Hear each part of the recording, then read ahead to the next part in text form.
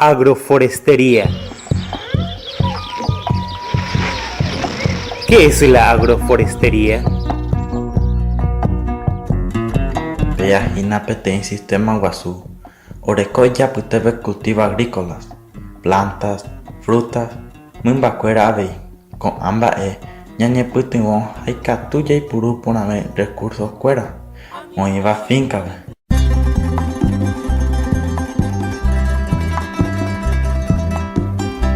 Agroforestería, Oreco beneficios ambientales a socioeconómicos.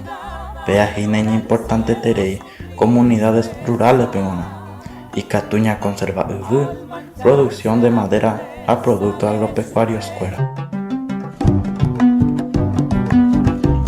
Este es un mensaje del proyecto Mejora de la Salud Ambiental y Humana en Tabaí a través de la agroforestería, implementado por la Fundación de Religiosos para la Salud Paraguay con la Asociación de Mujeres de Tabaiponá, financiado por el programa de pequeñas donaciones del CBR Plus del PNUD y cuenta con la colaboración del SECTEL.